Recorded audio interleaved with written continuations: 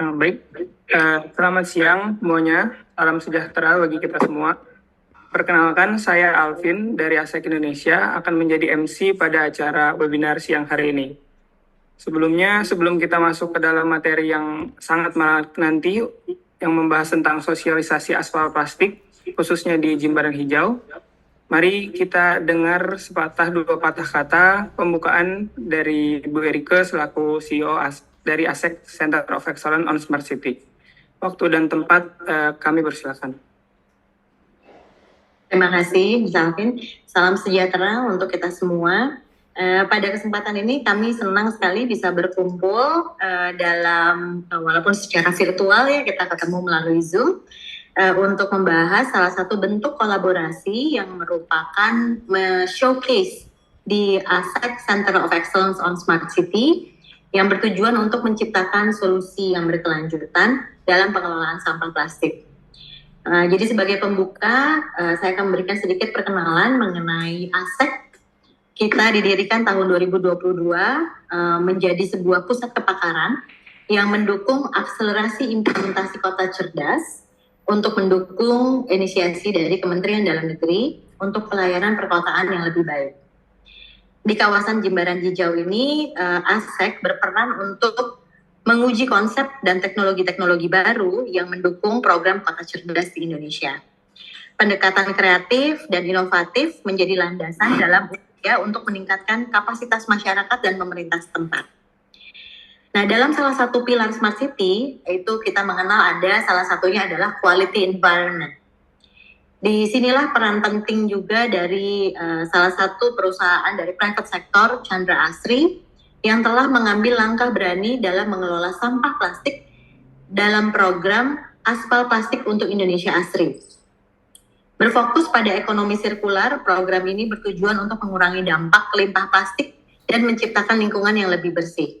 Nanti untuk lebih detailnya tentu kita akan mendengar secara langsung dari Chandra Asri bagaimana penerapan dari aspal dari sampah plastik ini. Kemudian dalam kerjasama ini kita juga menggunakan kawasan Jimbaran Hijau yang memang didedikasikan untuk sebuah tempat edukasi, prototyping, percontohan bagaimana solusi-solusi Smart City ini dapat mendukung kawasan hunian tempat bekerja yang nyaman di Jimbaran, Bali. Melalui kerjasama ini, kami sangat berharap bahwa kita akan dapat mencapai beberapa tujuan bersama, menciptakan area percontohan yang inovatif, meningkatkan kapasitas masyarakat dan pemerintah setempat dalam mengadopsi teknologi Smart City, dan memperkuat komitmen terhadap inovasi lingkungan dengan mengurangi dampak limbah plastik melalui penggunaan aspal berbahan dasar sampah plastik. Oleh sebab itu, kami berterima kasih juga untuk Adupi yang telah berkenan untuk ikut mengambil bagian pada acara diskusi online ini untuk memandu diskusi kita dengan para stakeholder yang juga ikut hadir dalam pertemuan kita pada Zoom online ini. Kami sangat berharap dalam diskusi ini kita dapat berbagi insight, informasi, maupun mungkin permasalahan-permasalahan yang pastinya mungkin timbul pada saat implementasi.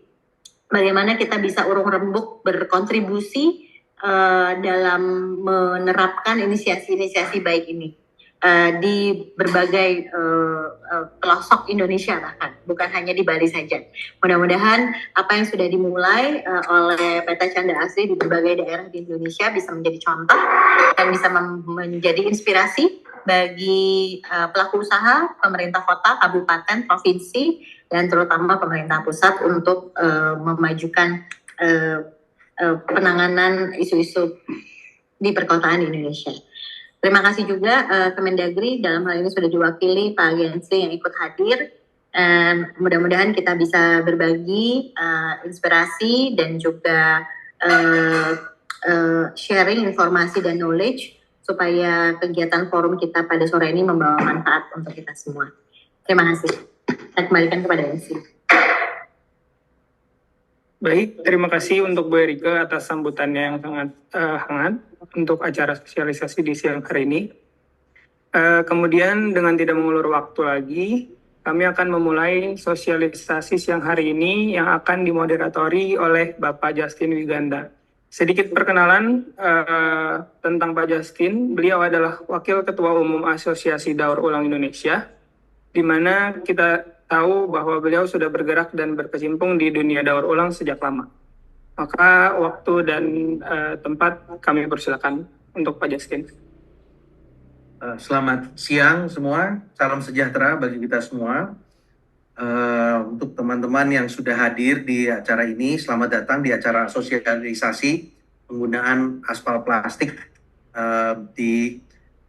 khususnya di area Jimbaran ya. Saya Justin Wiganda dari Asosiasi Daur Ulang Plastik Indonesia akan menjadi moderator untuk acara di hari siang ini. Sebelum kita mulai, izinkan saya memberikan sedikit pengantar singkat. Terima kasih terhadap ASEC yang sudah mengundang kita semua dalam acara ini. Terima kasih juga atas kehadiran Bapak-Bapak Ibu semua yang hadir secara online di acara ini.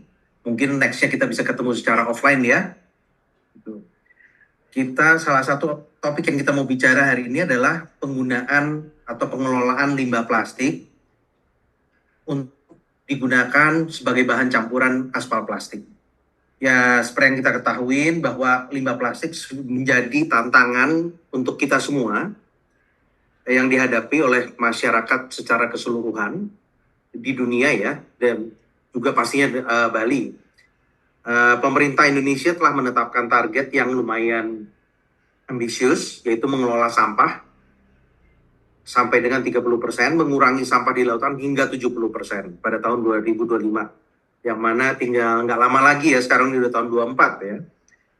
Jadi untuk mencapai tujuan tersebut, penggunaan aspal plastik ya diharapkan menjadi salah satu inovasi yang bisa diterapkan.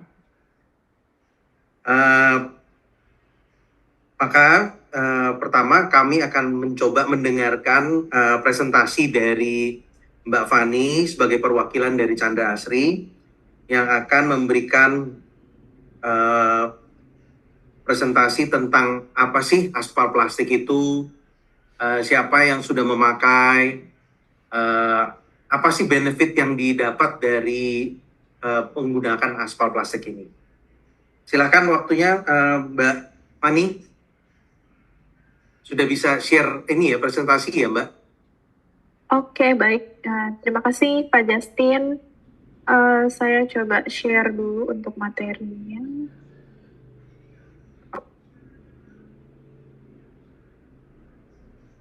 Iya, sudah terlihat ya Bapak Ibu di layar ya, materinya?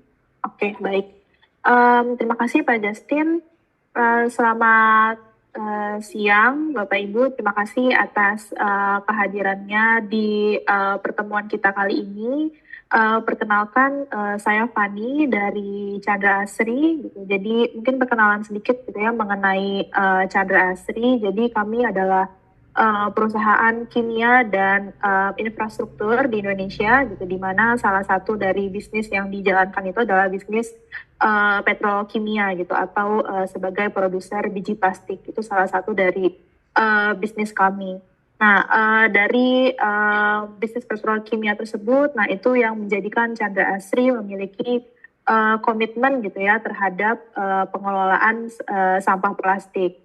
Nah, salah satu inisiatif yang kami lakukan gitu ya terhadap komitmen pengelolaan sampah plastik tersebut itu adalah melalui adanya inovasi aspal plastik ini.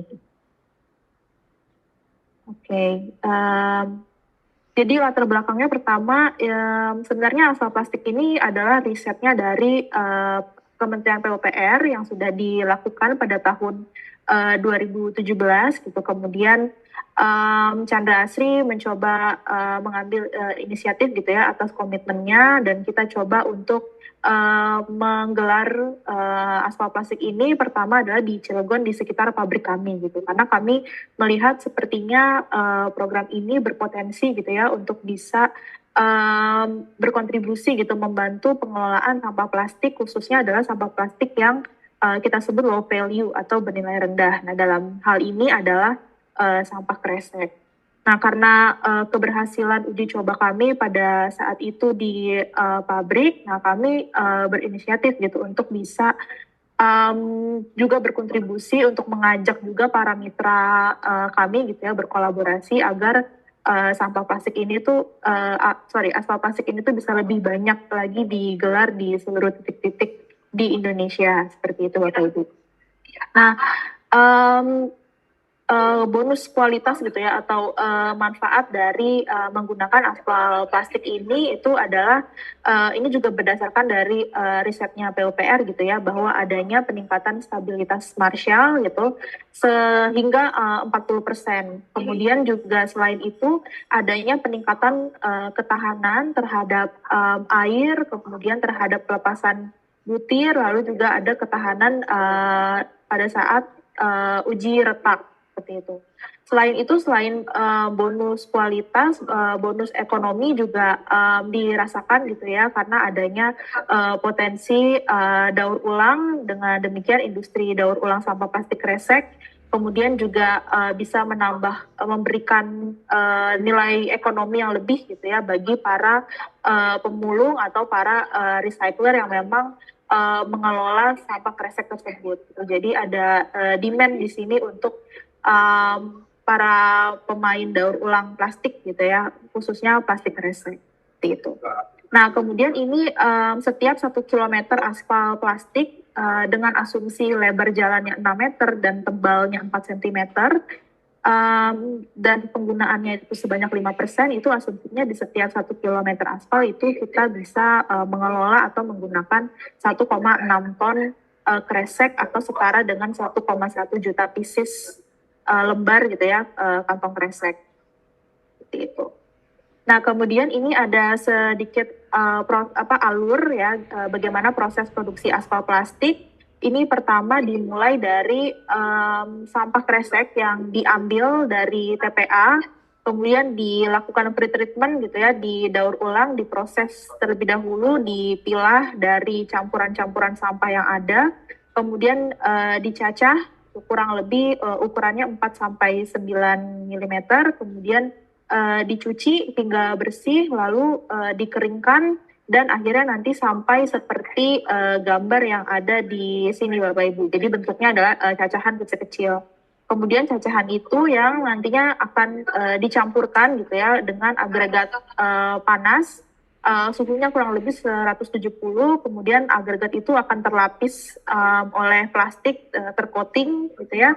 Lalu kita campurkan kembali dengan aspal panas, dan setelah tercampur itu akan menjadi aspal yang sudah tercampur dengan plastik, dan dengan demikian itu sudah siap untuk bisa digelar di proyek yang nantinya akan dilakukan.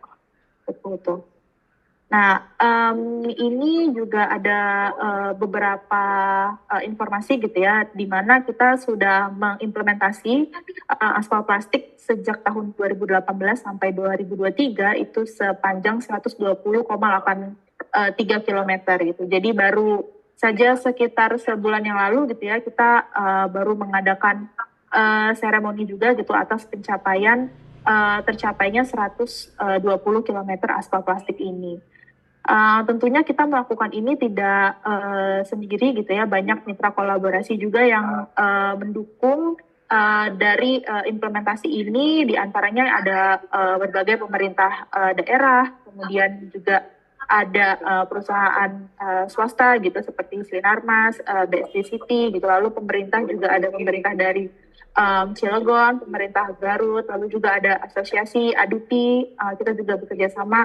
Kemudian juga ada akademisi dari Indonesia dan dari Udinus Semarang. Nah, dari tergelarnya 120 km tersebut, kita menggunakan sebanyak 144,78 juta lembar kantong kresek plastik, kantong kresek HDPE. Nah, itu kurang lebih setara dengan seperti kita mengelola hingga 1086 sampah plastik, 1086 ton sampah plastik yang ada di TPA. gelaran-gelaran tersebut itu tersebar gitu ya, ada di Cilegon, kemudian di BSD City, di Depok, di Universitas Indonesia, kemudian juga ada di Bogor, di Garut, Tegal, Semarang, dan juga Kudus seperti itu. Nah, untuk cacahan plastiknya itu sendiri, kita juga ini mengikuti dari risetnya PUPR gitu ya, ada memang spesifikasi khusus yang dibutuhkan untuk bisa kompatibel dengan aspalnya tersebut, yaitu untuk saat ini sampahnya itu adalah sampah kresek HDPE gitu, dengan ukuran yang memang relatif kecil ya Bapak Ibu. Ukurannya itu sekitar 4 sampai 9 mm, kemudian kadar moisturnya juga kurang dari 5%. Dan biasanya kemasannya itu kita pack dalam ukuran yang paling sering itu adalah di ukuran setiap 3 kilogram gitu. Jadi nanti aspalnya itu dalam satu kemasan 3 kilogram itu di aspal mixing plant atau di AMP-nya tinggal dituangkan saja gitu. Jadi ini sifatnya memang hanya menambahkan saja material plastik, namun tidak mengubah formula apapun dari aspal itu sendiri. Nah, selain itu kami juga sudah mendaftarkan ongoing ya, mendaftarkan pencapaian 120 km aspal plastik ini ke dalam MURI. Nah, ini kemudian saat ini memang Chandra Asri ini sedang kolaborasi gitu ya dengan ASEK dan Jimbaran Hijau untuk supaya kita bisa membuat showcase gitu ya di Bali untuk aspal plastik ini gitu, dan memang butuh kolaborasi juga gitu ya dari Bapak dan Ibu gitu, sekiranya bisa memenuhi spesifikasi yang sedang kita cari gitu untuk cacahan plastik. Di mana memang yang tadi sudah saya sampaikan bahwa materialnya itu adalah kresek HDPE, kemudian memang kondisi yang kita inginkan itu kondisi yang memang harus bersih, kering, dan tidak tercampur material apapun gitu. Jadi memang 100% kresek HDPE. Kemudian ukuran cacahannya adalah 4-9 mm dengan kadar air atau moisture-nya kurang dari 5%. Nah, untuk kebutuhan showcase ini memang kita membutuhkan masih relatif sedikit ya, hanya 180 kg, karena memang ini kita mau menggelar untuk showcase terlebih dahulu gitu, nanti untuk kedepannya kita bisa sosialisasikan agar bisa dikolaborasikan juga gitu, mungkin dengan Pemda setempat, dengan swasta, atau dengan siapapun yang memang tertarik untuk bisa berkolaborasi dengan kami dalam aspal plastik ini. Gitu. Kemudian mungkin menyampaikan sedikit gitu ya benefit dari penyediaan cacahan plastik ini, bahwa seperti yang sudah disampaikan, karena memang kita sudah juga menggelar sebanyak 120 km, jadi memang ada gitu ya demand untuk proyek ini dan untuk kebutuhan plastik ini ke depannya gitu loh Pak Ibu. Kemudian, nah ini dokumentasi sedikit gitu ya, foto-foto dari kegiatan atau implementasi yang sudah kita lakukan. Ini ada pertama di pabrik kami sendiri itu ada terletak di Cilegon, kemudian ada di Cilengsi, Kabupaten Bogor, ini kita juga sudah pernah implementasi, kemudian di Kota Tegal, di Kota Semarang, di UI Depok, di pabrik Jarum Kudus, di BSD City, dan terakhir kemarin di Garut, Jawa Barat. Jadi memang kita sudah banyak melakukan inovasi ini, dan para mitra dan pemerintah juga sudah banyak yang support gitu dengan adanya proyek ini. Ini mungkin saya sedikit memberikan video gambaran mengenai implementasi aplikasi.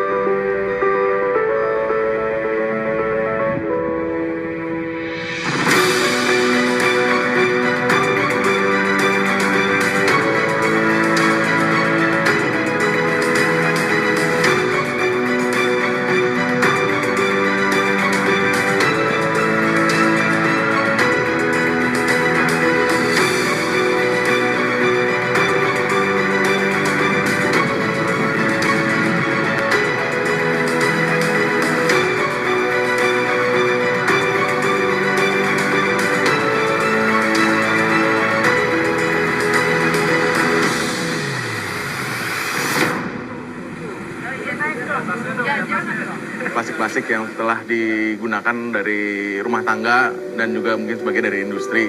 Kita memakai waste-nya ini jenisnya HDPE. Jadi memang yang asalnya sebagian besar mayoritas adalah kantong kresek. Udah sampai di sini kita timbang. Setelah ditimbang kita proses masuk ke dalam pabrik untuk diproses. Ya prosesnya seperti mesin cuci. Sambil proses dari dalam mesin disortir, dicacah, digibrik agar kotoran-kotorannya itu lumpurnya hilang. Nah, setelah itu proses pengeringan. Proses pengeringan baru kita packing. Oke.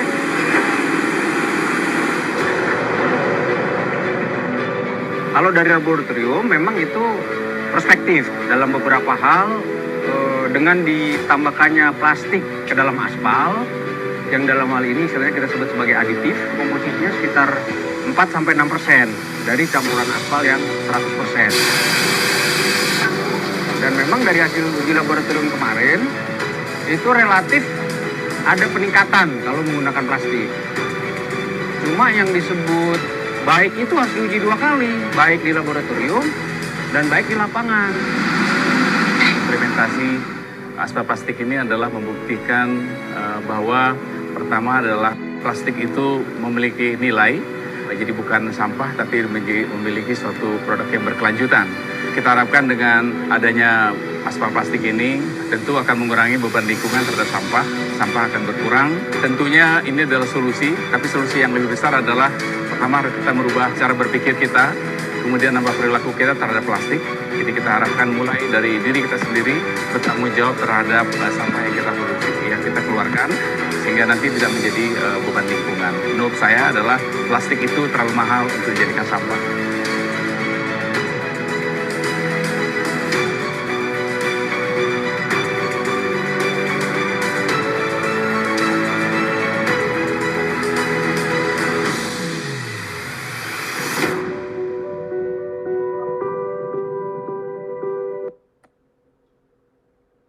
Baik, Bapak Ibu, video tadi sekaligus mengakhiri presentasi dari kami dari Chandra Asri.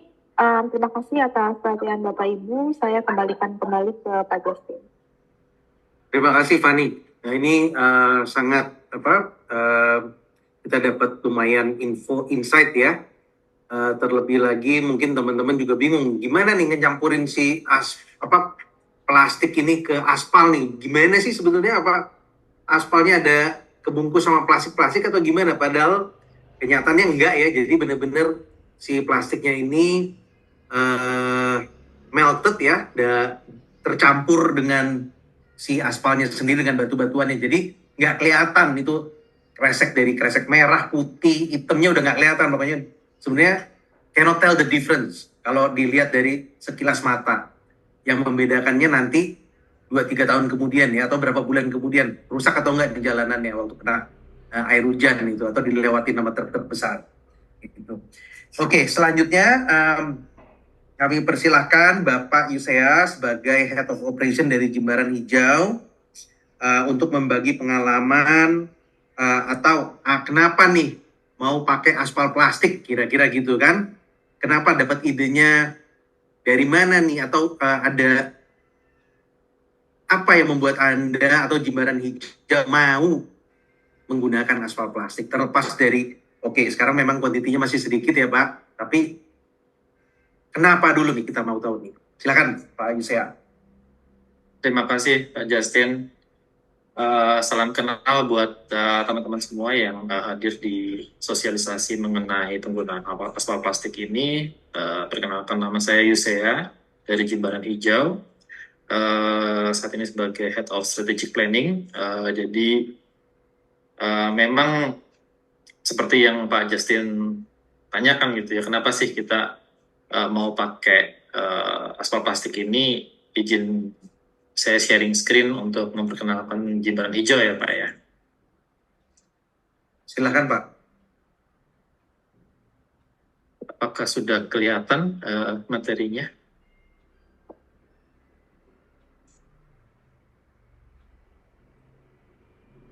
Sudah tampil ya? Oke.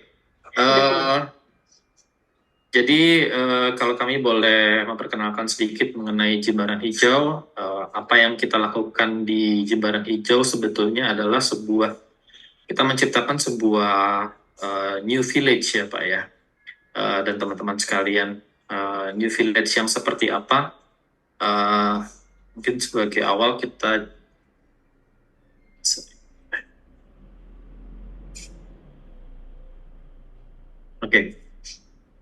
lokasi kita ada di Bali tentunya, lebih tepatnya ada di Jimbaran sesuai dengan namanya, ada di kaki dari Pulau Bali, yang kalau teman-teman lihat hanya 15 menit dari airport. Kemudian kita dikelilingi beberapa resort seperti Ayana, Four Seasons, dan juga Bali Intercon. Lokasi kita sebetulnya bisa dikatakan area perbukitan yang dulu dikenal dengan tidak produktif, gitu. Area yang cukup challenging buat para penduduk itu untuk bisa produktif seperti bercocok tanam ataupun berkebun, gitu. Namun demikian, ini buat kami sebagai Jimbaran Hijau, kami melihatnya sebagai kanvas ya. Jadi kita punya kesempatan untuk do something. Apa sih yang mau kita lakukan atau kita create di dalam kanvas ini, gitu. Kalau boleh kita mulai, kata redefining ini sebetulnya kata yang cukup mendasari pemikiran kami di awal. Kita perlu melihat sesuatu dari sisi yang berbeda, karena itulah yang membuat kita jadi punya kreativitas, gitu. Jadi nggak cuma monoton mengikuti apa yang sudah ada dan terpaku pada pakem-pakem atau hal-hal yang konvensional, gitu ya.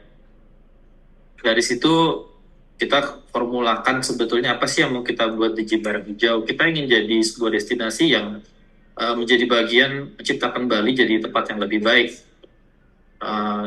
Ada elemen-elemen lain yang kita gabungkan dari heritage, sustainability, innovation, inclusivity, dan juga creativity.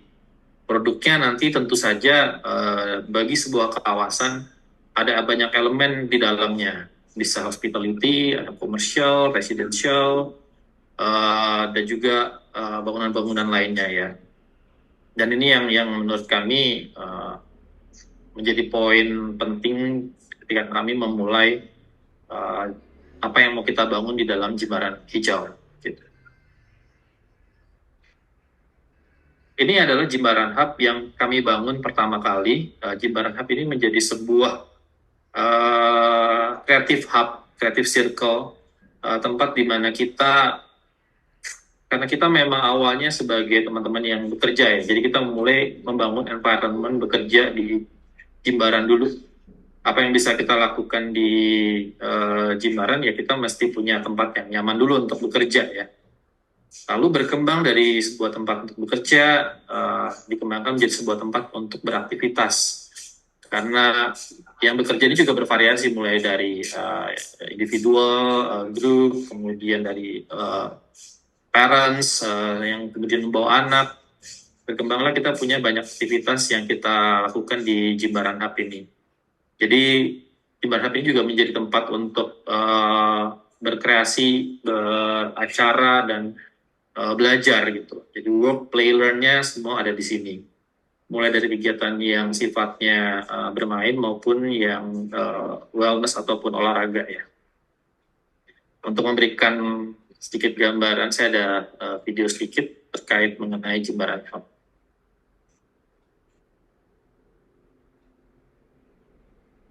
Jangan keluar dulu, Non. Saya pernah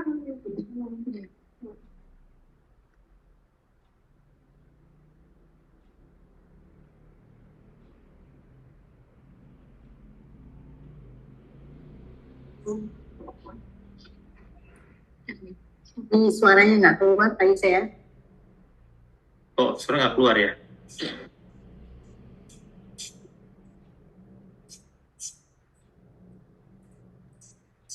Bagaimana supaya keluar ya?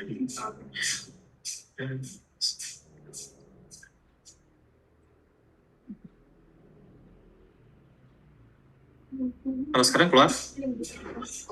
Belum, kayaknya mesti di stop terus di reshare lagi Pak, mesti di take share with audio. Sorry, gimana Bu Erika? Mungkin biasanya stop sharing dulu Pak, lalu share screen lagi, ada opsinya untuk take audionya. Oh, oke, sorry.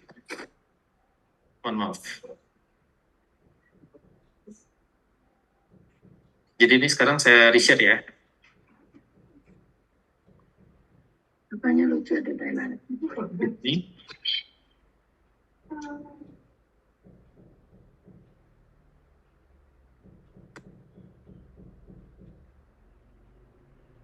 Apakah masuk? Enggak, suaranya ya?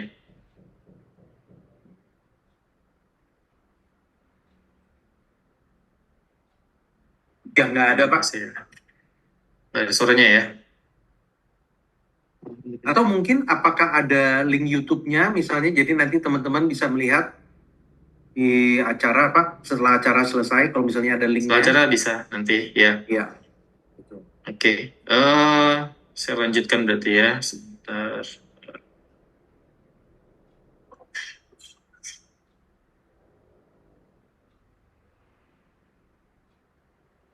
Ya, jadi nanti saya akan share mengenai linknya. Ini adalah proyek yang saat ini sudah kita laksanakan di Jimbaran Hijau. Jadi saat ini kita sudah ada atau sudah membangun ada 2 hotel, yaitu Raffles dan juga Royal Tulip. Kemudian kita juga punya perumahan di Damara Village, Spring Hill Villa, dan juga Natabesa Resort Residence. Lalu kita juga punya satu event venue namanya Puri Begawan, dan satu beach club yaitu Lokasi House. Sementara Jimbaran Hub di sini ini menjadi center activity kita, di mana ada office, jungle play, kemudian ada bike dan skate park di sana. Ini yang menjadi center activity kita yang tadi saya sampaikan. Nah, apa yang kita lakukan di Jimbaran Hub selain membangun, tentunya juga kita perlu membangun community-nya. Jadi kami secara konsisten melakukan annual event namanya Jimba Fest, yang setiap tahun selalu kita usung membawa value-value dari green art, culture, dan juga education. Melibatkan semua elemen, teman-teman yang dari anak-anak, dari teman-teman seni, kemudian juga dari teman-teman disabilitas, agar memberi insight juga buat kita tempat seperti apa sebetulnya yang bisa menjadi belong to everyone gitu. Nah, ini yang kita lakukan di dalam event kita. Kemudian kita juga selalu mengedepankan bahwa ketika kita membangun suatu itu sense of place-nya menjadi poin penting gitu, bahwa kita ini ada di Bali. Maka penting untuk menjaga elemen-elemen culturalnya yang membuat orang tetap merasa bahwa mereka ada di Bali, meskipun secara modern gitu, tapi kita lebih tetap bisa merasakan bahwa kita ada di Bali. Lalu ini juga bagian program yang kita lakukan di Jimbaran Hijau. Seperti yang tadi disampaikan pada awalnya, itu untuk menjadikan pusat edukasi buat anak-anak sekolah, karena mereka ini perlu wadah, perlu sarana untuk mereka bisa memahami apa sih yang dimaksud dengan penghijauan, apa yang dimaksud dengan pentingnya menanam dan menghijaukan baik di rumah maupun di sekolah. Dan ini kita bawa ke satu tingkat lain, yaitu circular economy. Jadi sampah yang ada di tempat kita, di salah satu kafe kita, sampah organiknya kita bawa ke dalam greenhouse ini untuk menjadi pakannya maggot atau belatung, dan belatunya kemudian menjadi makanan untuk lele, di mana lele ini sebetulnya ada di bawah dari tanaman aquaponik tersebut, dan airnya itu yang mengairi sayur-sayur ini yang ada di dalam greenhouse. Dan sayur-sayur ini kemudian kembali menjadi supply untuk kafe kita. Ini yang kita mau sampaikan bahwa dalam skala kecil pun kita bisa melakukan circular economy. Kemudian juga di Jember Hub kita juga sudah mulai implementasi renewable energy, yaitu dengan menggunakan solar panel. Kita pikirkan untuk bisa menjadi showcase, yaitu kita pasang di atap di sini, sehingga teman-teman yang nanti kalau mampir ke Jember Hub bisa lihat bentuknya seperti apa, mekanisme kerjanya seperti apa. Ini ada 32 panel dan kita gunakan untuk mensuplai ke cafe, groundwater tank, dan juga area co-working. Penghematan yang bisa kita peroleh dari penerapan ini cukup mulai dirasakan, karena kita memang baru terapkan ini sekitar setahun sampai setahun setengah yang lalu lah. Kemudian kami juga mulai menginisiasi peralihan kendaraan operasional dari fuel yang BBM biasa menjadi electric vehicle. Dan charging station kita juga sudah mulai bisa digunakan juga secara publik. Mungkin dalam 1 minggu ke depan sudah bisa kita launch di di dalam targetnya supaya bisa muncul di dalam Google Map ya, dan teman-teman bisa jadi gunakan ini secara publik. Dan terakhir adalah seperti yang kita sedang diskusikan hari ini, ada satu sisi jalan di Jember Hub yang kita ingin menjadikannya sebagai sebuah contoh, karena memang sebagai developer kita nggak lepas dari pembangunan infrastruktur yang berkelanjutan dan punya nilai tambah gitu. Ya, dalam hal ini waktu kita diskusi mengenai penerapan aspal plastik, tentunya kami sangat menyambut baik dan berusaha eksplor lebih lanjut. Dan salah satunya adalah kita mau bikin showcase-nya dulu agar teman-teman juga bisa aware dan juga bisa melihat secara langsung dan bisa merasakan manfaat dari penerapan aspal plastik tersebut. Memang ini belum terlalu besar yang akan kita coba terapkan, tapi ini adalah salah satu jalan yang cukup ramai dilalui di area kita sampai ke perumahan di belakang tempat kita. Jadi tidak hanya bagi swasta, tapi juga bagi warga sekitar pun juga jadi bisa lebih aware. Kita melalui jalan yang sebetulnya ini diolah dari sampah plastik gitu. Nah, ini yang harapannya bisa menjadi semua bisa aware sampai ke lapisan warga ya. Dan ini adalah achievement yang kemarin kita peroleh, yaitu kita berhasil mendapatkan Green Ship Neighborhood Platinum untuk salah satu kawasan yang ada di dalam Jember Hijau.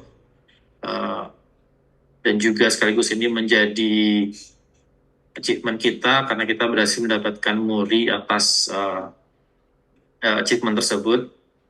Dan ini bagian dari komitmen kita di dalam Jember Hijau untuk terus punya inisiatif movement yang terkait dengan sustainability.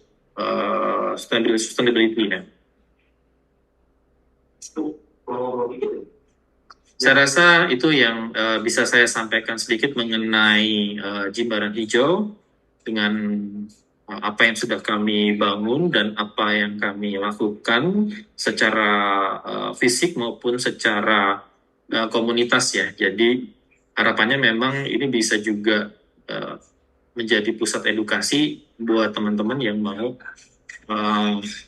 tahu lebih lanjut seperti apa bentuk penerapan-penerapan dari Smart City yang juga disupport sama atau dibantu oleh teman-teman dari ASEC. Saya rasa itu saja dari saya. Kita mungkin bisa lanjut ke diskusi ya. Terima kasih. Wah, ini menarik sekali nih Pak. Salah satu dari pihak swasta yang mulai duluan ya untuk di Bali ini Pak. Moga-moga Bapak bukan yang cuma yang pertama dan terakhir ya, tapi yang pertama dan akan ada selanjutnya ya Pak.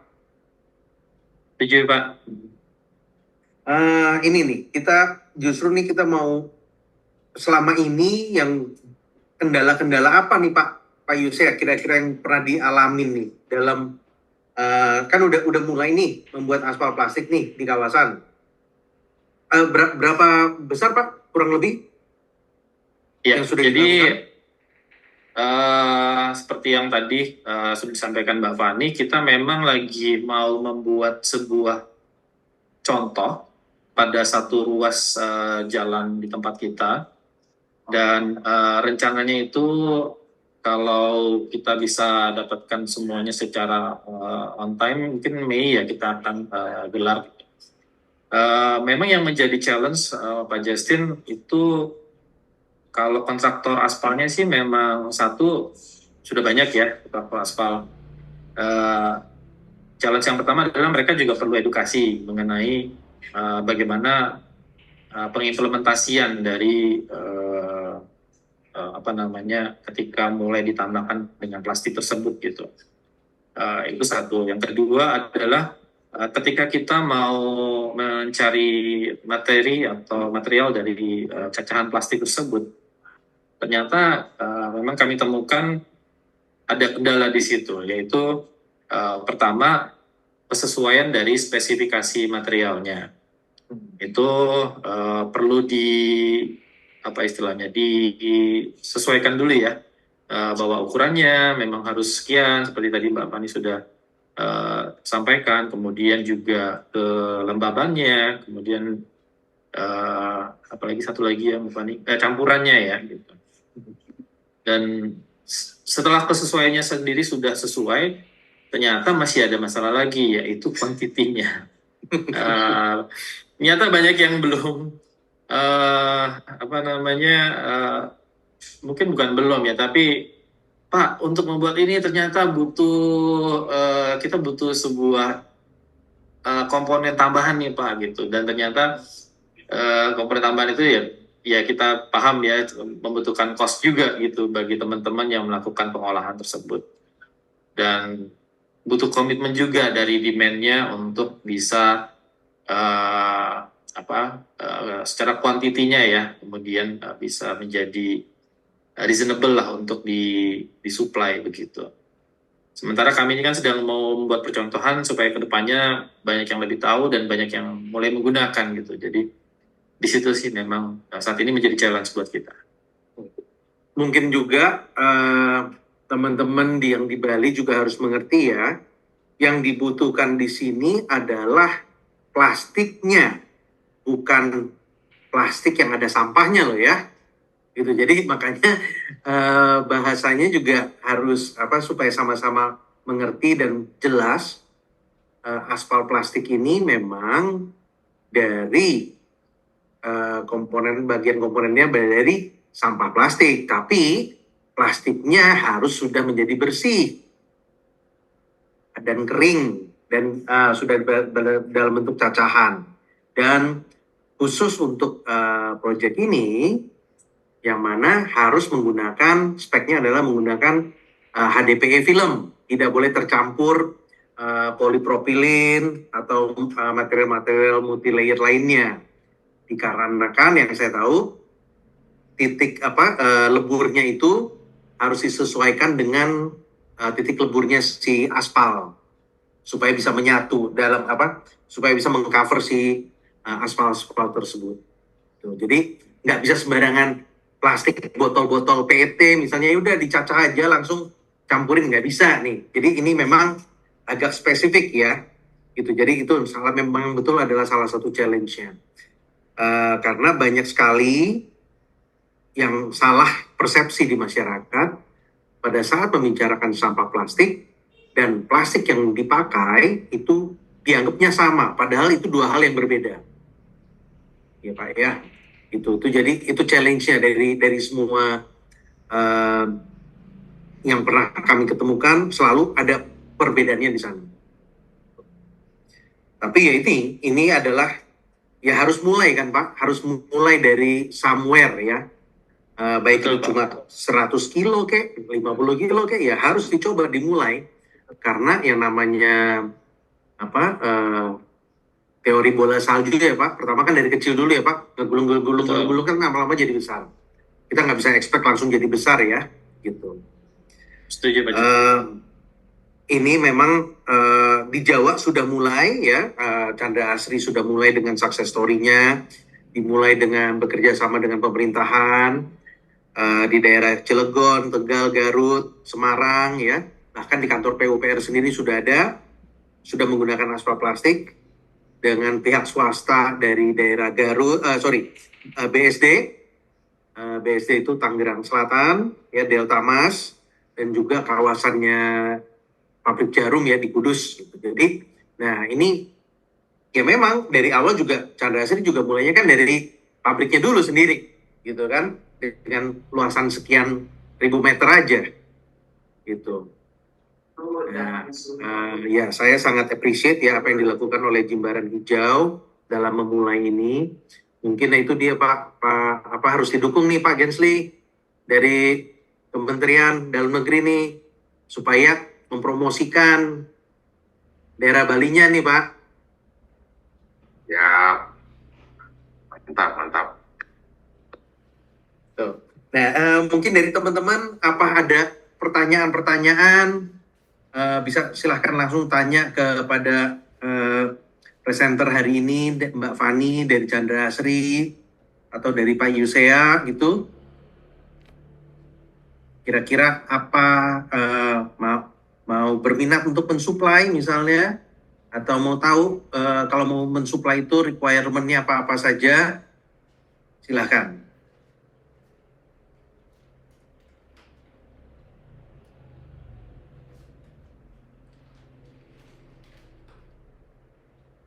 Atau dari Bu Erika mungkin ada pertanyaan, Bu? Ya, thank you. Terima kasih Pak Justin. Kalau saya sih mungkin bukan mau nanya ya, saya senang bahwa ini kayaknya banyak peserta yang udah ikut hadir. Mungkin dari teman-teman yang di Bali, ini para penggiat lingkungan atau memang dari pengolah sampah, terutama yang sudah eksis ya di Bali, mungkin bisa berbagi juga atau bisa share. Mungkin Mas Alvin, monggo silakan kalau mau diundang mungkin para penanggap. Siap, Bu. Mungkin salah satu penanggap yang sudah ada di Zoom siang hari ini dari TPST Buleleng, yaitu Pak Putu Eka Darmawan. Mungkin izin ada tanggapan atau masukan atau pertanyaan terkait sosialisasi siang hari ini, Pak. Baik, terima kasih. Perkenalkan semuanya, nama saya Putu Eka Darmawan. Saya dari Buleleng dan bergerak di daur ulang sampah dari udah 8 tahun lah ya. Itu kebetulan tahun kemarin kami sudah bekerja sama dengan Dinas PU juga untuk melakukan proyek yang sama, yaitu adalah pengaspalan dengan sampah plastik.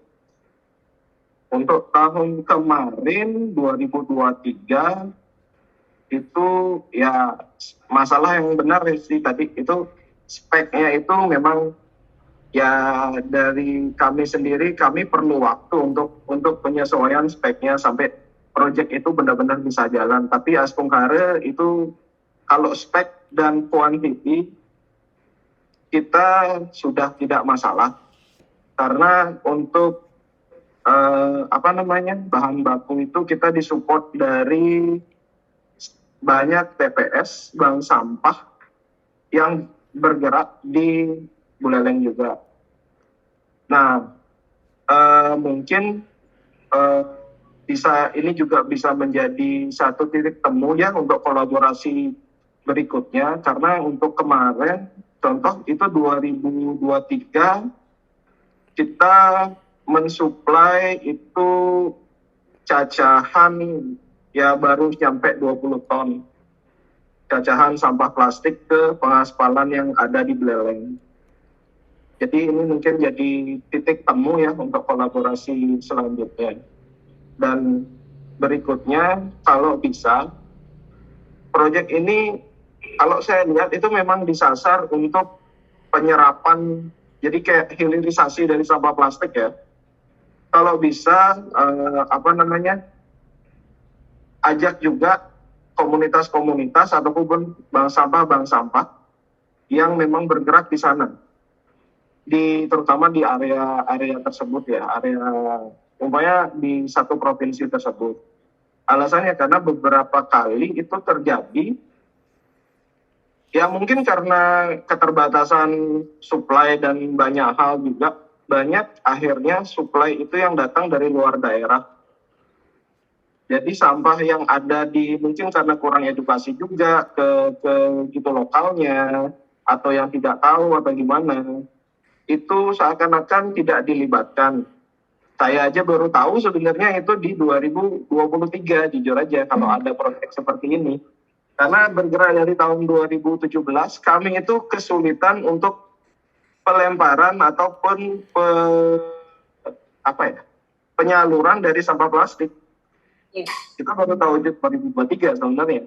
Sampai akhirnya kita memberanikan diri untuk masuk lebih dalam, dan akhirnya itu bisa gitu loh maksudnya. Jadi ya lebih sosialisasi ke gitu lokal juga, karena tujuannya kan menyerap sampah lokal ini, bukan mendatangkan sampah yang baru lagi, walaupun tujuannya udah jelas, tapi kalau memang bisa berkontribusi lokal itu sangat bagus. Dan ditambah lagi seperti ini, sebenarnya cacahan plastik itu serapan dan hasil cacahannya itu 2 kali lipat, Ibu. Jadi kayak kalau umpamanya diperlukan cacahan plastik itu 10 ton, sebenarnya serapannya itu adalah 20 ton.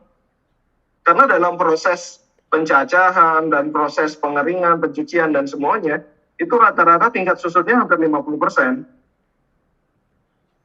Jadi impact yang didapat oleh kita di lapangan itu sebenarnya sangat besar sekali, dan salah satu jalur pasti.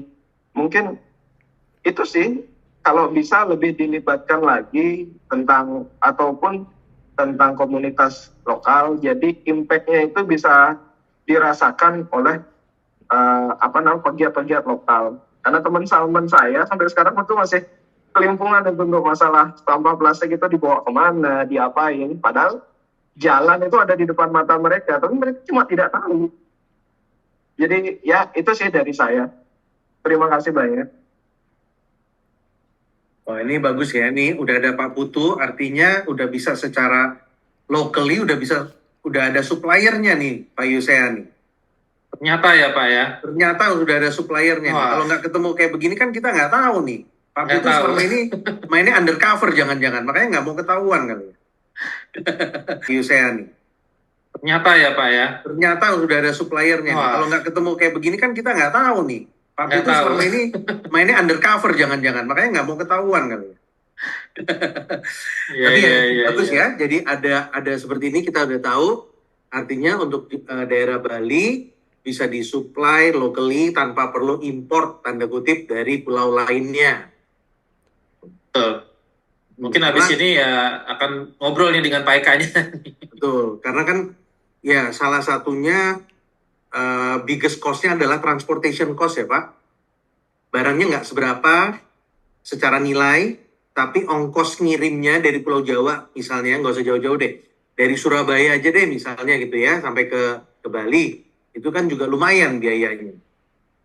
Ya, sangat lumayan, dan ditambah lagi kayak impact lokalnya tuh nggak ketemu jadinya, padahal sebenarnya sasarannya kan ke lokal. Betul.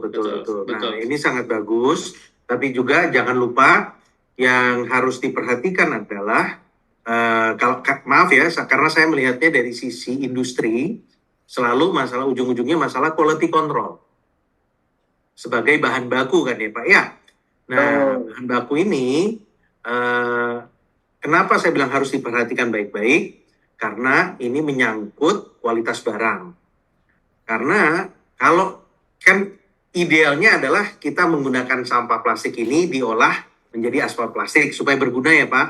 Nah, tapi kalau pada saat quality controlnya tanda kutip tidak bagus, nanti akhirnya dicecer sama orang.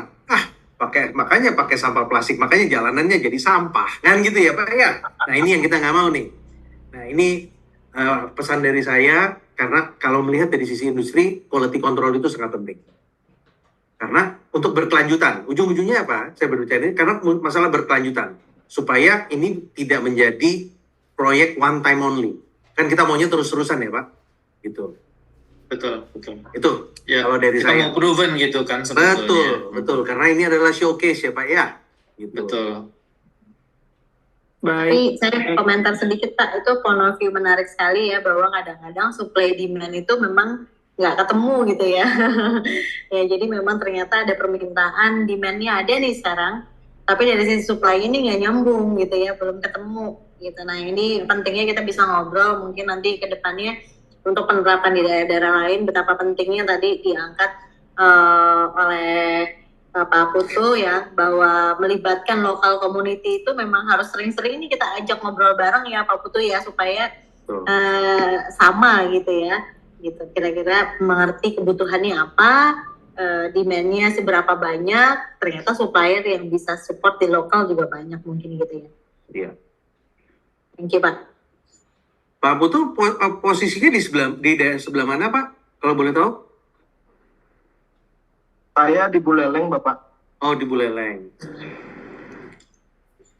Di utara Pak Justin. Oke. Wilayah kita bentang utara dan selatan ini. Ya, masih mending, Mbak. Tapi masih dalam satu Bali. Terjangkau. Itu mungkin dari Pak Nyoman, apakah akan ada tanggapan lagi juga Pak? Bisa saya masuk sebentar ya? Silakan Pak. Silakan Pak. Oke, terima kasih. Saya asli Jimbaran Pak. Jadi ada beberapa usaha daur ulang yang saat ini kita tangani. Kemudian salah satunya adalah usaha yang namanya, perusahaannya namanya Gili Pesona Selaras, GPS. GPS ini khusus menangani sampah plastik HDPE. Jadi kresek-kresek hampir semua di plastik kresek hampir semua, baru nampak ya. Plastik kresek hampir semua kami datangkan dari beberapa TPST yang besar, kalau TPS 3R kecil, tetapi sangat membantu. Cuman kami mengambil dari TPST yang besar, sehingga kapasitas yang kami lakukan adalah besar. Kami mempunyai beberapa mesin yang memang khusus untuk mencuci, menggiling, kemudian mengeringkan terkait dengan sampah plastik kresek tersebut. Kemudian intinya adalah yang jadi permasalahan kita saat ini adalah sistem pengiriman ke daerah luar Bali itu bersifat besar.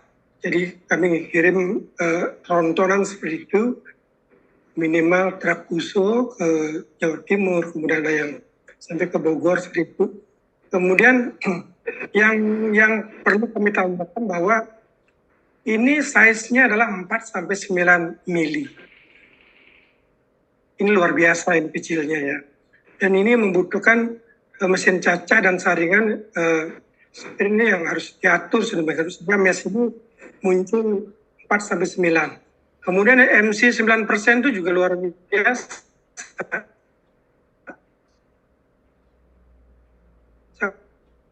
Luar biasa itu. 5% itu adalah tingkat kekeringan yang luar biasa. Jadi biasanya ya Pak, bukan air loh Pak. Beda loh Pak. Itu Nyaman. MC 10% itu sudah tepat. Izin Pak Nyoman. Kenapa? Suaranya putus-putus. Kenapa? Halo. Bagus? Suaranya agak putus-putus Pak Suaranya Nyoman. agak putus-putus Pak Nyoman. Kira-kira mungkin sinyal kurang bagus ini. Ini sudah didengar belum? Sudah dengar bagus? Kira-kira? Sudah Pak. Sudah.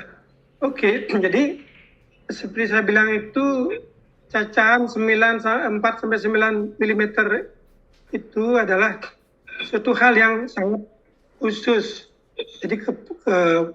Jadi itu membutuhkan alat yang khusus, terutama di saringan. Kemudian MC-nya 5% itu adalah hal yang khusus juga, karena biasanya 10% dari pabrik-pabrik luar itu, contohnya seperti pembuatan plastik kresek ulang, itu sudah masuk. Kemudian yang berikutnya adalah, kalau misalnya kami membuat hal seperti itu, dengan size yang kecil, kemudian MC yang sebegitu 5% itu tidak, harga tidak masuk, pasti tidak masuk. Karena dengan demikian itu kami harus membutuhkan beberapa alat seperti gibrix, segala macam, kemudian sentry bukan satu, kemudian ada blower segala macam, sehingga menemukan spesifikasi seperti ini. Nah, kalau masalah material, silakan mau cari berapa. Kami biasanya mengirim sampai 20 ton Jawa Jimbaran khususnya, kan barang hijau mungkin berapa ratus meter, sehingga ini perlu komunikasi. Apa memang benar ini bisa diserap seperti itu? Kemudian harganya apa masuk? Tapi kalau memang harganya tidak masuk, ya percuma juga. Kami kira kami merugi seperti itu. Nah, kalau segi material dari yang kami punya dari beberapa TPST itu sangat melimpah. Kami pastikan sangat melimpah. Bahkan kami misalnya kalau mencari puluhan ton sehari itu masih dapat. Seperti itu. Mungkin dari saya seperti itu. Kemudian pertanyaan kedua adalah, apakah memang ini bisa bertahan lama? Jangan-jangan versi kami adalah ini merupakan gerakan yang sifatnya seperti aktif di depan, kemudian di belakang nggak ada apanya gitu. Nah, ini mohon maaf nih. Nah, ini yang perlu kami pastikan agar seseorang memproduksi sesuatu secara masif, kemudian diserap hanya beberapa periode, sehingga sudah mengubah beberapa spek mesin itu, sehingga mereka merugi. Ini kami tidak mau. Dan harga itu wajib disesuaikan dengan harga kirim ke Jawa. Mungkin karena transport dan sebagainya, barangkali bisa itu lebih murah barangkali. Kalau ke Jawa kan transportnya tinggi. Tapi kalau di Bali mungkin harganya bisa lebih. Tetapi ini perlu dikoreksi. Apakah memang harus 4 cm sampai 9 cm? Apakah harus 5% seperti itu? Apakah sudah ada kajian tertentu? Karena seperti tadi kami dengar bahwa ada uji lab, seperti apa, uji lapangan seperti apa, begitu. Nah, ini yang harus kami para masyarakat seperti yang bilang tadi, sampah, tipe 3R, pemulung, jadi lebih kreatif ya. Walaupun benar-benar menggunakan himbauan pengurangan plastik, ini plastik sudah selesai, kan begitu. Nah, ini yang kami sampaikan. Mungkin itu aja. Mohon maaf kalau ada hal yang tidak berkenan. Terima kasih. Baik, terima kasih Pak Nyoman. Ini concern yang sangat bagus nih Pak. Ya. Sustainability, ya kan? Proyeknya artinya Jimbaran Hijau masih terus-terusan bikin jalanan ya Pak. Jangan cuma sekali doang, mesti continue terus Pak. Jalanannya dibuatin terus gitu. Betul Pak, betul. Mungkin mau menanggapi sedikit ke Pak Nyoman ya. Jadi satu, buat Pak Nyoman dan juga Pak Putu, kita welcome banget untuk diskusi lebih lanjut. Itu yang pertama. Untuk diskusi lebih lanjut mengenai penyediaan yang saat ini sudah dijalankan dari Pak Putu ataupun Pak Nyoman gitu. Berikut dengan kendala-kendalanya gitu ya, supaya kita bisa paham juga secara lengkap gitu yang menjadi concern dari kayak Pak Nyoman tadi kan, tentunya harus ada ada tambahan dari alat yang digunakan gitu ya. Kami welcome Pak untuk diskusi lebih lanjut ya, secara terpisah nanti. Yang pasti dari kami memang sebagai swasta, kita memang juga punya inisiatif untuk bisa ini diimplementasikan tidak hanya sebagai contoh ya, tapi juga sebagai implementasi yang real di dalam kawasan kita gitu. Tentunya memang itu akan secara bertahap dan tidak bisa langsung secara masif begitu. Karena itu terkait dengan perencanaan pengembangan yang ada di dalam kawasan kita sendiri gitu. Tentunya pasti kita akan diskusikan lah mengenai hal itu. Tapi kalau mengenai pertanyaan keduanya, mungkin Mbak Fani yang lebih paham ya, karena implementasi sudah dari sejak 2018. Saya rasa mungkin ada feedback atau monitor mengenai hasil ujinya atau gimana ya Mbak Fani ya? Ya, baik. Terima kasih Pak Yusya. Jadi menjawab yang nomor 2 gitu ya, pertanyaan bagaimana kualitasnya mungkin ya setelah sekarang digunakan aspal dengan campuran plastik tersebut gitu. Nah, memang kami juga sudah melihat gitu ya perkembangan terutama di Cilegon yang memang sering kami kunjungin gitu. Nah, so far memang dari tahun 2018 hingga tahun sekarang jalannya masih baik gitu ya. Laporan dari para mitra kami juga yang diimplementasikan di tempat lain gitu ya, seperti di BSD, kemudian seperti di daerah-daerah lain juga mereka melaporkan bahwa kondisinya hingga saat ini setahun sampai 2 tahun ke depan itu masih bagus gitu, mulus, dan tidak ada masalah dengan adanya kendaraan yang sering lewat gitu, kendaraan yang berat. Nah, itu tidak masalah, asalkan memang spek aspalnya sendiri itu dari awal memang sudah sesuai gitu ya untuk peruntukan aplikasi dari jalan tersebut. Jadi kalau memang jalannya banyak dilalui oleh kendaraan berat gitu, memang spek jalannya dan spek aspalnya juga memadai untuk dilakukan lewat kendaraan besar. Nah, dengan adanya penambahan plastik justru malah lebih baik seperti itu. Mungkin saya boleh tambahkan juga, spek yang diberikan itu sudah melalui research-nya dari PUPR ya, makanya ketemu size-nya ukuran dari 4 sampai 4 mm sampai 9 mm dengan moisture maksimum 5%. Jadi bukan tingkat air ya Pak Nyoman ya, agak berbeda Pak. Moisture content ya Pak. Jadi tingkat kelembapan Pak, bukannya tingkat kebasahan ya. Jadi mungkin ya memang itu lebih lebih tinggi lagi ya speknya. Karena ini memang arahan dari PUPR, karena kalau barangnya terlalu kotor, misalnya banyak pasir atau banyak air, ini akan menyebabkan kualitasnya si aspal tersebut bukannya menjadi baik, malahan menjadi jelek Pak. Gitu. Dan juga pernah dilakukan perbandingan antara menggunakan HDPE saja dan campuran plastik lain-lainnya ya. Jadi ada HDPE, ada PP dan lain-lain yang mana sangat mixture untuk dicampurkan ke aspal plastik malahan tidak tercampur dengan baik karena tingkat leburnya itu berbeda, titik leburnya. Yang mana kalau saya nggak salah di aspal itu sekitaran 80-85 derajat. Tapi kalau yang ada campuran PP atau multilayernya itu harus lebur sampai 120 derajat kalau saya nggak salah. Jadi yang mana kepanasan aspalnya malahan jadi rusak. Kira-kira seperti itu. Mohon izin Pak. Ya, silakan. Terkait dengan MC di kelembaban, ini bukan air ya. Ya, kelembapan Pak.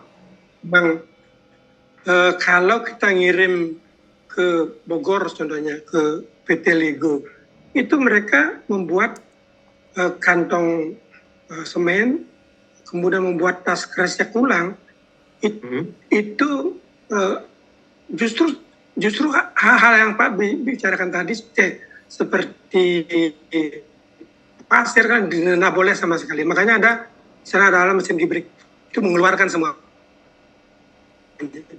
Kemudian Iya. kita sudah sentri, bahkan kalau PT Ligo di Bogor itu 10% masih jadi, Pak. Jadi barang kresek itu masih jadi.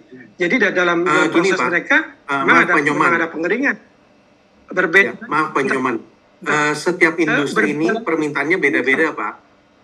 Jadi untuk industri kantong plastik mungkin requirement-nya apa, tapi karena ini spek ini diminta oleh PUPR, Pak, bukan diminta oleh saya atau dari Chandra Asri atau Pak Yusea, tapi yang diminta standarnya dari PUPR, Pak, supaya sebagai benchmarknya adalah kekuatan aspal plastik kekuatan aspal biasa normal itu sudah menjadi benchmark dengan ramuannya si kontraktor tersebut, Pak.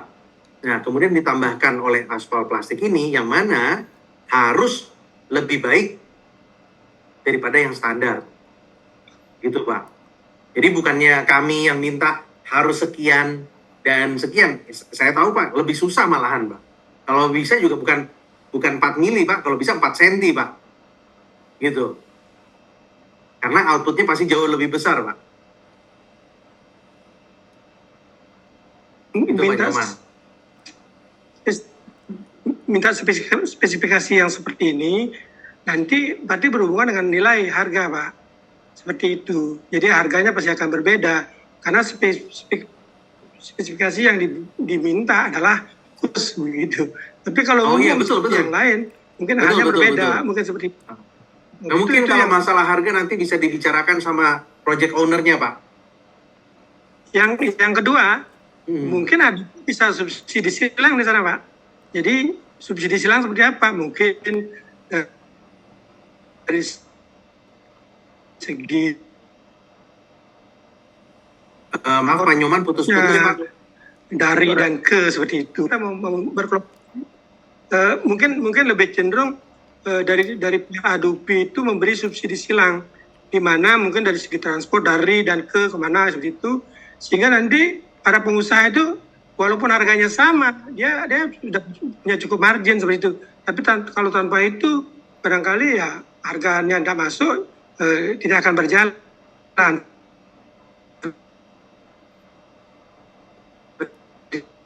Itu, terima kasih. Oke, Pak. Oke, saya jawab dulu satu-satu yang saya nangkep ya, Pak. Oke, kalau Adobe nggak mungkin, Pak, ngasih subsidi ke siapapun, bukan cuma Pak Nyoman. Karena Adobe adalah asosiasi daur ulang plastik, Pak. Kami kan perkumpulan non-profit ya, Pak. Itu jawaban pertamanya, Pak. Kalau masalah harga, balik lagi, menurut saya ujung-ujungnya adalah supply and demand, Pak. Ya kan? Dengan adanya supply-nya Bapak sampai bisa menjual dari Bali sampai ke Bogor, artinya kan ada permintaan ya, Pak, di daerah Bogor ini. Makanya ditambahkan dengan biaya transportasi pun, si orang Bogor ini masih bisa terima harganya Bapak. Kan kira-kira gitu ya, Pak. Nah, balik lagi, sama dengan Pak Yusea. Kalau Pak Yusea mau beli cacahan plastik tersebut, kalau dia harus beli dari Pulau Jawa, pastinya belinya lebih mahal kan, Pak. Ya nanti kan akan ketemunya di tengah, Pak. Pasti ada yang namanya win-win solution. Saya rasa itu, Pak. Betul ya, Pak Yusea ya? Iya, betul, Pak. Makanya perlu ngobrol dulu ya supaya paham ininya, nyari jalan tengahnya gitu ya, Pak. Betul. Karena ya memang seperti yang saya bilang, 180 kilo ya, Pak, kalau saya nggak salah baca tadi kan, 180 kilo dengan nilai rupiah berapa sih? Nggak sampai 2,5 juta ya, kira-kira gitu ya. Tapi kurang lebih, Pak, betul. Transportation cost-nya kalau dari Pulau Jawa mungkin minimum 3 juta sampai 5 juta minimum. Kurang lebih. Saya rasa, ya kan mungkin gitu ya, Pak ya. Nah, itu dia. Betul. Jadi itulah cost-nya yang mana kita juga nggak mau membesarkan cost karena transportation cost. Karena menambah transportation cost kan juga menambah karbon, Pak. Emisi kan, sebetulnya gitu. Iya. Dan juga masalah waktu dan sebagainya. Betul, saya sangat setuju kalau bisa diberdayakan local source, local, why not? Kenapa masih import dari pulau lain ya, tanda kutip. Kecuali memang sampai nggak bisa, ya udah terpaksa ya Pak namanya. Iya betul Pak. Tuh nanti mungkin Pak Nyoman bisa ngobrolan nih Pak dengan Pak Yusea. Mulai dulu dari yang kecil Pak. Dan sedikit menambahkan juga Pak Justin, Pak Ya Nyoman. silakan Bu Deka. Ini kan mungkin salah satu inisiasi ini baru dimulai ya Pak Nyoman di Bali Pak. Dengan harapan sebenarnya akan semakin banyak demand di Bali, akan semakin banyak kebutuhan yang mungkin tentu akan dari sisi skill ekonominya juga pasti akan lebih baik gitu ya untuk usaha caca plastik maupun suplai kebutuhan bahan baku ini. Nah ini yang salah satu yang memang kami upayakan untuk kita dorong melalui percontohan ini yang kita mulai di Jimbaran Hub. Jadi mungkin bukan hanya Jimbaran Hijau Pak Yusea saja yang diharapkan nanti akan menambah kapasitas mengembangkan kawasannya sendiri, tapi mudah-mudahan kita bisa gandeng partner-partner mungkin pengelola kawasan yang lain nih Pak Nyoman, yang mungkin akan punya kebutuhan. Mungkin partner-partner pemerintah kabupaten di Buleleng juga ya Pak Putu ya, akan punya kebutuhan itu nantinya mudah-mudahan bisa kita mulai juga informasikan bagaimana pemanfaatan daur ulang sampah plastik menjadi bahan campuran untuk aspal. Ya mudah-mudahan nanti Pak Nyoman nih kita nggak bisa lihat wajahnya. Mudah-mudahan kita bisa ngobrol langsung di Jimbaran. Bapak kan deket nih Pak di Jimbaran di Asek. Kita bisa ngobrol langsung mungkin lebih konkret dan detailnya ya Pak Yusea ya dengan Pak Nyoman. Iya betul. Mampir ke Jimbaran Hub Pak Nyoman, nanti kita bisa diskusi langsung face to face gitu, lebih enak. Mungkin Mas Alvin, apakah ada penanggap-penanggap lain dari rekan-rekan yang hadir? Izin Bu, untuk yang hadir itu saja Bu.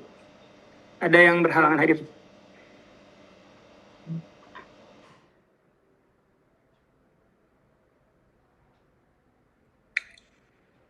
Oke, pokoknya pada hari ini kita udah ada nih minimum, udah ada demand, udah ada suppliernya, udah ada penyedia teknologinya juga, udah ada success story-nya, juga udah di backup sama ada yang mengetahui dari Kementerian Dalam Negeri Pak Gensli, ya kan, yang pastinya akan sangat mensupport Bali ini supaya bisa mengurangin sampahnya ya Pak, gitu.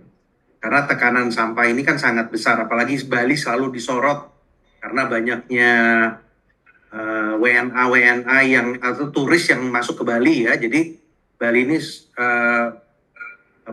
dikeker terus nih dibandingin yang di Tangerang misalnya gitu. Biarpun sama-sama kotor ya, tapi Bali mungkin lebih tersorot gitu ya. Jadi sorotan Pak. Iya betul. Benar. Ya, makanya at least kan kita harus mulai dari somewhere ya Pak ya. Gitu. Mungkin ada lagi Mbak Fani mau ditambahkan, Mbak Fani?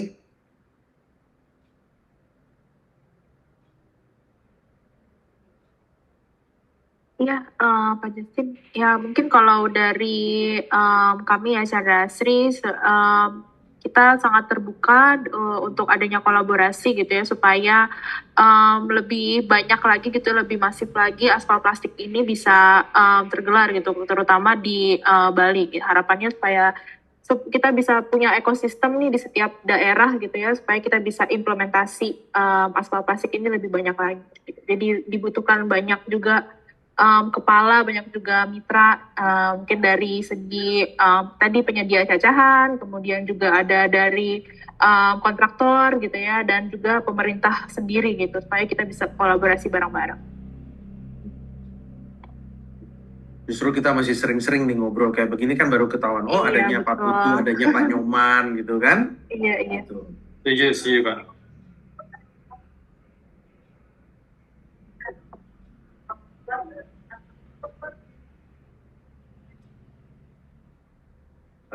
Ada tambahan lagi Pak Yusea? Dari saya sih nggak banyak lah ya. Yang pasti sih memang semoga bisa bisa terwujud apa yang kita inisiasi ini, khususnya di Bali ya. Kita mulai tentunya apa yang kami lakukan sendiri ini juga berawal dari langkah kecil di Jimbaran dulu misalnya gitu. Kalaupun nanti juga bisa melebar tidak hanya di dalam kawasan kami, tapi juga bisa melebar ke desa Jimbaran sendiri atau bahkan sampai ke Kuta Selatan, tentunya juga bisa jauh lebih baik ya kalau misalnya semua itu bisa berdampak dan dipakai ya Pak ya. Efek snowball-nya tadi ya Pak Justin ya. Betul. Ya. Itu harapan kami sih Pak Justin. Dan untuk teman-teman yang lain kita sama seperti Mbak Fani sampaikan, kita terbuka untuk kolaborasi, diskusi juga. Tentunya nanti kita sama coba pikirkan pemecahannya gimana atau jalan tengahnya gimana. Buat seperti Pak Nyoman maupun Pak Putu, kita sangat dukung teman-teman yang lokal ini bisa punya exposure ya untuk kebutuhan-kebutuhan yang ada seperti ini gitu. Itu saja dari saya, Pak Justin. Terima kasih. Ini diskusinya lumayan nih ya hari ini. Kita biarpun tidak terlalu banyak yang datang, tapi saya rasa kita dapat lumayan insight nih. Ada yang melihatnya dari sisi supply-nya pokoknya udah ada, gimana exposure-nya, dan juga ada yang sudah punya barangnya tapi mungkin lebih concern ke masalah harga ya Pak ya. Gitu. Jadi ya ini sesuatu yang harus dibicarakan lagi supaya biar teman-teman tambah banyak yang tahu adanya proyek ini. Mungkin juga Werike kalau ada di kesempatan lainnya bisa mengundang property owner lainnya ya, supaya mereka punya gambaran ada ini loh, ternyata ada aspal plastik yang mana bisa membantu mereka bisa menghemat maintenance cost jalanannya mereka, misalnya kan gitu ya Bu ya. Mungkin dari Pak Gensli ada masukan Pak? Wah, terima kasih ini. Jadi sebenarnya saya melihat, jadi apa yang disampaikan oleh Pak Justin tadi, dari sisi pemerintah, makanya kolaborasi, kita berbicara kolaborasi. Jadi seperti Pak Justin bilang, ini pemerintah bagaimana nih? Jadi apalagi saat ini di dalam pengelolaan perkotaan saat ini kita punya regulasinya, di mana kita juga udah mengembangkan yang kita dengar smart city, bagaimana mencipta kota yang smart, ya kan tentunya baik dari sampahnya maupun hasilnya, ya kan. Nah apalagi ini udah diinisiasi oleh ASEK di Bali dengan Jimbaran, dengan Adumpi, ada Chandra Arsi, ada komunitas tadi Pak Nyoman dan Pak Putu tadi. Ini baru saya cuma menangkap informasi dari Pak Justin, kita tahu ada ya, gitu loh. Nah dalam hal ini juga pemerintah di sini ada juga. Jadi antara private sector, asosiasi, juga dari pemerintah juga kita udah menyiapkan regulasinya, bisa kok, gitu loh. Saya sebenarnya terinspirasi dari Bali juga nih Pak Putu, Pak Nyoman, sampai bawa ke Jakarta. Pengolahan sampah yang mungkin di Bali udah biasa, tapi bagi saya uji coba di Jakarta sangat efektif. Kita terus terang aja kalau kita melihat ada tim nasional pengembangan sampah laut, ada pokoknya sampah ini semenjak saya lahir sampai sekarang problematiknya sampah semua dari Sabang sampai Merauke. Ada Adupi, ada ini kan Pak. Coba kita bayangkan yang seperti teman-teman di Bali yang memisahkan organik dan non-organik. Bagaimana Pak Yusya tadi menggambarkan. Kantong kresek tuh di mana-mana kita di TPA itu kantong kresek Pak. Padahal Chandra Asri butuh kantong kresek. Gitu. Kan lucu kan? Tetapi kalau kita nggak campur, ya mungkin bagaimana kita mengedukasi bank sampah dan lain-lain. Nah itu kan demand and supply itu akan dapat. Kita butuh kantong kresek disediain. Tentunya nanti ini juga akan kita kembangkan lebih lanjut. Nah, diskusi-diskusi seperti ini mungkin kita kemarin juga dengan saya sebenarnya bukan dibantu, diprovokatorin oleh ASEK kemarin, ada bincang-bincang membaca kota. Jadi kita butuh ngobrol kayak gini, jadi bisa ketemu nih Pak Nyoman, oh iya kami bisa. Pak Yusya bilang, saya nggak dapat materialnya, Chandra Asri juga ada, kita mau jalanin materialnya nggak ada. Kata Pak Nyoman, kami ada materialnya. Nah tentunya terkait dengan masalah harga mengharga, bagaimana nanti kita berbicara subsidi, ya ini sebenarnya dengan kolaborasi ini bisa kita lakukan. Kebetulan kami juga dari pembina kabupaten kota se-Indonesia gitu loh. Jadi ada Metropolitan Bali. Jadi kita juga bisa dorong, ada juga Kementerian Lingkungan Hidup, dia punya program juga, terus juga provinsi punya program, kota punya program, teman-teman asosiasi semuanya kita ada punya. Kalau udah kita satu bahasa, saya rasa ini bisa. Ya, mungkin saya cuma menangkap apa yang disampaikan oleh penyaji, ada dari Chandra Asri, Pak Yusya dari Jimbaran Hijau, yang memang ya kami terus terang aja sangat appreciate dengan pertemuan kita hari ini, sore hari ini. Kami juga secara kebijakan akan selalu mendapat insight, oh begini loh di lapangan. Ya jika teman-teman seperti Pak Justin sampaikan, Pak Justin kan tahunya di Jakarta, kami yang di Jimbaran ini gimana bentuknya. Tapi kalau saya enggak Pak, saya ke Bali, saya belajarin dan filosofi Bali saya bawa ke Jakarta. Di rumah saya ada TV modern, saya promosi sekalian bagaimana kita memilah sampah dari sumbernya. Saya lakukan sendiri, saya coba. Nanti teman-teman kalau mau lihat boleh ada gambarannya di tempat saya. Itu saya bikin nggak begitu gede, tapi sampai saat ini udah hampir 6 bulan, kok perasaan saya nggak penuh-penuh sampah saya ini gitu loh. Dan sebagai simbolisnya tong sampah saya bikin tempat menanam pohon pepaya. Nah ini simbolisnya. Saya nggak buang-buang di tempat sampah di depan rumah. Nah, ini juga komoditas-komoditas yang kita dorong. Nah, mungkin ASEK sendiri perlu kita pertemukan hal-hal kayak gini supaya dorongan-dorongan ke depan kita akan lebih lakukan lagi. Adupi nanti mungkin bisa melihat, sampah plastik ini kan banyak perusahaan-perusahaan yang mengelola daur ulang plastik. Nah, tentunya ini akan kita berbagi sehingga teman-teman kita semua bisa kita kita dorong dan seperti bank sampah dan lain-lain, jadi bisa bernilai. Jadi sampah itu bisa bernilai gitu loh. Karena Ketua Adupi pernah berbicara sama saya, dia bilang, jangan dikira sampah itu nggak ada duit.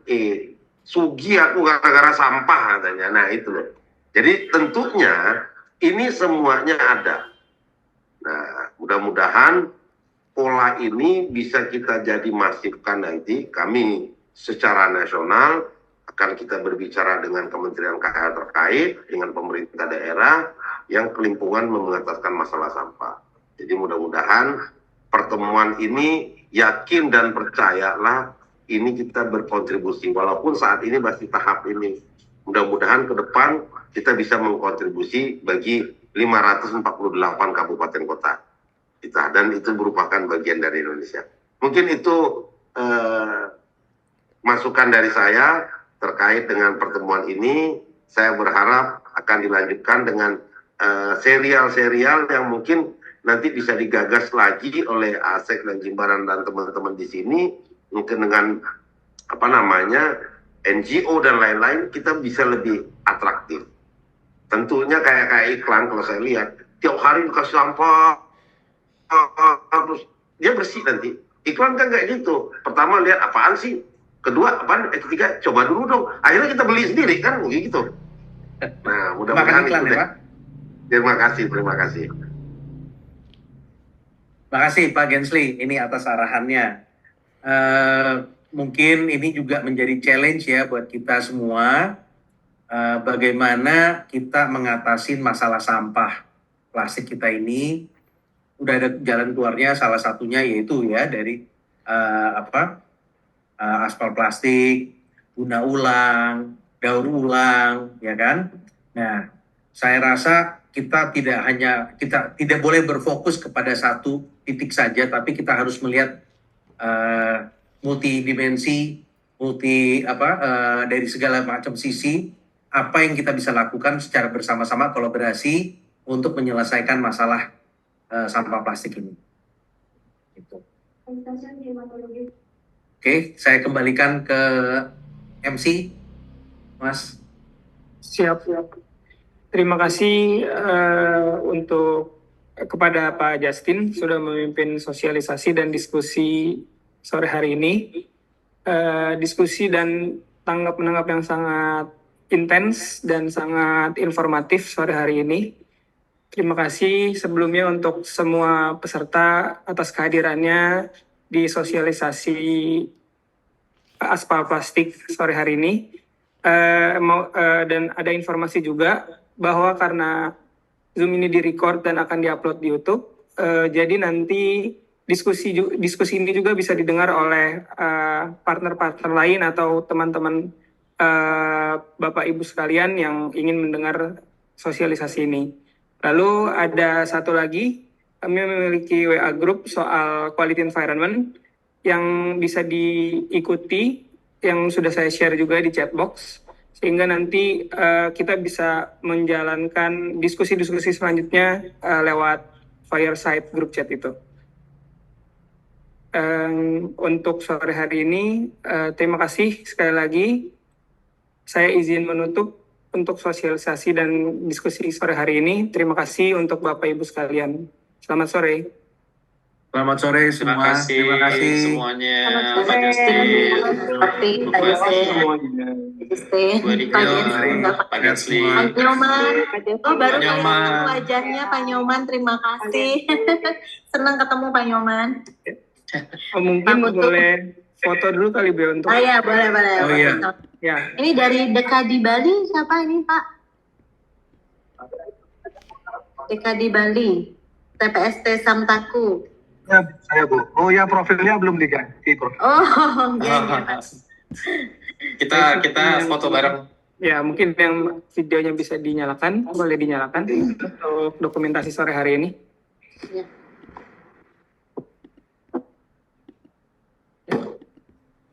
Baik, 1, 2, 3. Baik, terima kasih Bapak Ibu sekalian. Terima kasih semua.